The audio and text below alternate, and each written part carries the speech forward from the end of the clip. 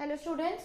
So we were discussing about haloalkanes and haloarenes. Let us proceed. Yesterday we covered with the topic that is SN2 mechanism. कैसे आप alkyl halide का reaction करवाएंगे SN2 mechanism से. तो क्या हो रहा था, एक ऐसा सब्सटेंस, एक ऐसा कंपाउंड हमें बीच में बनता हुआ दिख रहा था जहां न्यूक्लियोफाइल ने अटैक कर दिया और यहां से लीविंग ग्रुप निकला नहीं है और दोनों एक साथ काम हो रहे थे. ठीक है, तो दोनों एक साथ काम होने पे क्या हो रहा था कि ये भी डॉटेड शो हो रहा था, ये भी डॉटेड शो हो रहा था. OH भी अटैच हो गया था. OH was nucleophile. Leaving group कौन सा था? Halide group. दोनों ही एक 5 वैलेंसी कार्बन ने अटेन कर ली थी, which is very very impossible. Carbon 5 valency के साथ एग्जिस्ट ही नहीं कर सकता ज्यादा टाइम तक, ज्यादा क्या कुछ फ्रैक्शन ऑफ सेकंड्स तक भी एग्जिस्ट नहीं कर सकता. So what you will be doing, 1 second में वो लूज करने की टेंडेंसी रखता है, तो कार्बन उस टाइम 5 वैलेंसी लेके बैठ तो जाता है, 1 ही सेकंड बाद फटाफट से लीविंग ग्रुप को भगाता है और न्यूक्लियोफाइल से जुड़ जाता है. लेकिन आई टोल्ड यू कि किस तरीके से जुड़ता है. There is inversion of the configuration. Inversion of configuration का मतलब इनिशियली क्लोरीन अगर राइट में आया था उस एल्काइल हैलाइड के, तो अब जब न्यूक्लियोफाइल अटैच हुआ है तो न्यूक्लियोफाइल लेफ्ट में अटैच हुआ है. अगर अम्ब्रेला सीधा है रिएक्शन से पहले, तो रिएक्शन जब हो गया तो अम्ब्रेला उल्टा हो गया.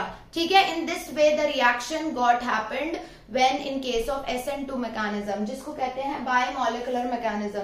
ठीक है, अगर आप बात करेंगे उसके रेट्स की, as we have read chemical kinetics, तो हम उसके बारे में बात कर सकते हैं रेट की, कि अगर उस रिएक्शन की रेट हमें निकालनी हो, so what will be our approach. तो रिएक्टेंट उस पर्टिकुलर रिएक्शन की रेट डिपेंड करेगी, rate of reaction will depend on, SN2 की बात कर रही हूं, both leaving group and nucleophile.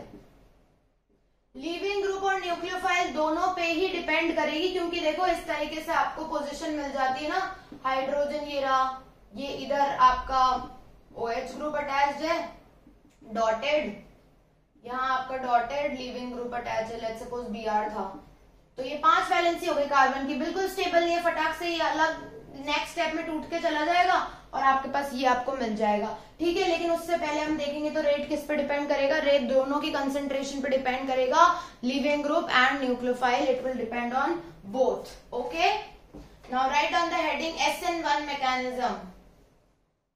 SN1 mechanism unimolecular लिख लो, यूनिमोलिकुलर. तो SN1 में आप लिखेंगे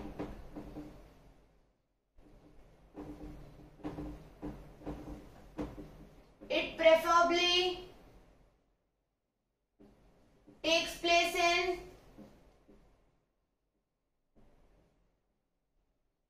polar protic solvent जैसे कि water, acetone, acetic acid etcetera. इसमें आपको देखने को मिलेगा ये होता हुआ. ठीक है, पोलोप्रोटिक सॉल्वेंट्स में SN1 मैकेनिज्म की टेंडेंसी ज्यादा होती है. लेट्स सपोज मेरे पास एक रिएक्शन है, इस तरीके से रिएक्टेंट है, मैं दिखाती हूँ कैसे आप SN1 करेंगे. इसके साथ यहाँ ब्रोमीन अटैच है, this is an alkyl halide, right. It is 1 degree, 2 degree और 3 degree. It is 3 degree. Very good. ठीक है, इसका रिएक्शन करवा रही हूं मैं.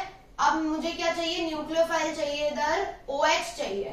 OH is my nucleophile. So what was happening in SN2? SN2 में तो OH यहीं पे रिएक्ट कर रहा था ना, यहीं रिएक्ट करके 5 कोऑर्डिनेटेड सिस्टम यहाँ बना रहा था. SN1 में ऐसा नहीं होता. SN1 में OH पहले आता ही नहीं है, न्यूक्लियोफाइल पहले आता ही नहीं है. क्या होता है, पहले इसको हटाना है ना, लीविंग ग्रुप ये है, इसको बाहर भेजना है, इसकी जगह OH को अटैच करना है, तो पहले ये बाहर जाता है. कैसे, रिएक्शन ऐसे हो जाएगी. अभी न्यूक्लियोफाइल की कोई बातचीत ही नहीं हो रही है, and reaction will be like this. ये निकल के बाहर चला जाएगा एंड कार्बन यहाँ पे पॉजिटिव हो जाएगा. कार्बन का इलेक्ट्रो पॉजिटिव होने का मतलब वेरी अनस्टेबिलिटी, इसको इलेक्ट्रॉन की जरूरत है, कैसे ना कैसे कोई भी आए और इसको इलेक्ट्रॉन दे दे, तो इसको बहुत ज्यादा नीड रहेगी.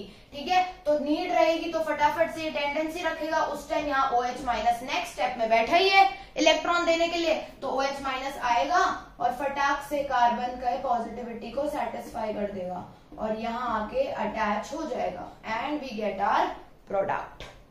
यही तो चाहिए था. यहाँ कोई इन्वर्जन नहीं होता. SN2 में तो क्या हो रहा था, ब्रोमीन अगर यहाँ जुड़ा है तो OH यहाँ आ रहा था जुड़ के.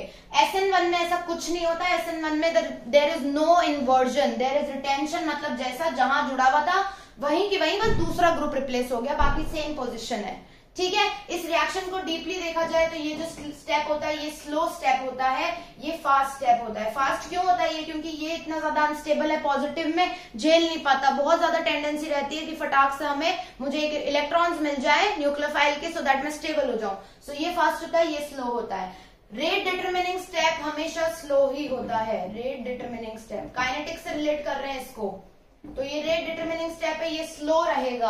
अगर काइनेटिक्स में इसकी रिएक्शन निकालनी होगी, पूरे की रेट निकालना होगा इस रिएक्शन का, तो आप कौन सी रिएक्शन को कंसिडर करोगे? आप इसको स्टेप 1 को कंसिडर करोगे। ये स्टेप 1 है, ये स्टेप 2 है, तो स्टेप 1 को आप कंसिडर करेंगे क्योंकि स्टेप 1 ही स्लो है।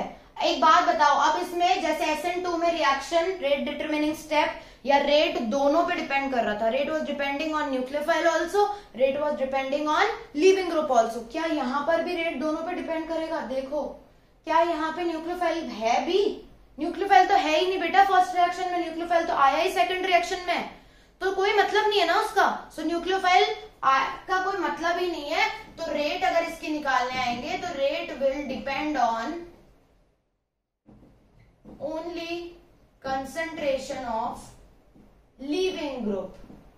जाने वाले ग्रुप जो है हैलाइड जो की है, एक्स जो की है, सिर्फ उस पे हमारा रेट डिटरमिन करेगा अगर हम काइनेटिक्स डिटरमिन करने पे आए। न्यूक्लियोफाइल से हमें कोई मतलब नहीं। सो यही डिफरेंस आ गया SN1 और SN2 में। SN2 में दोनों पे डिपेंड कर रहा था क्योंकि 5 कोऑर्डिनेटेड सिस्टम एक बार को क्रिएट हो रहा था अनस्टेबल वाला। यहाँ 5 कोऑर्डिनेटेड नहीं, यहाँ तो कार्बन पॉजिटिव हो गया, 2 स्टेप्स में रिएक्शन हो रही है। न्यूक्लियोफाइल अलग सेकेंड स्टेप में आया है, तो rate will only be depending on concentration of leaving group. ठीक है, ये है बेसिक। इन्वर्जन भी इसमें इन्वर्जन नहीं होता, ठीक है, वैसा का वैसा रहता है। ब्रोमीन राइट पे जुड़ा हुआ था पहले, तो अब जो दूसरा ग्रुप आया न्यूक्लियोफाइल वो भी राइट पे जुड़ा होगा। SN2 में चेंज हो रहा था। So if the question comes SN1 और SN2 में डिफरेंस कर सकते हो, बहुत इजी है। SN2 भी हमने ढंग से पढ़ा है, SN1 भी पढ़ा है। क्वेश्चन कैसा आता है? क्वेश्चन आपका 3 मार्क्स का आएगा। Discuss SN1 and SN2 mechanism giving examples. तो आपको खुद को कोई एग्जांपल उठाना है और उस एग्जाम्पल के हिसाब से आपको एक्सप्लेन करना है उस रिएक्शन को। जैसे सपोज मैंने ये एग्जाम्पल उठाया था, इसको चलाकर मैंने आपको ये एक्सप्लेन करा, ये वाला मैकेनिज्म, वैसे ही आपको एक्सप्लेन करना है। You have to explain SN1 as well as SN2, और वो एक डिस्कशन अच्छा खासा हो जाएगा, 2 पेज का आपका क्वेश्चन तैयार हो जाएगा। ठीक है, इस तरीके से करना है। They can also give you particular reaction.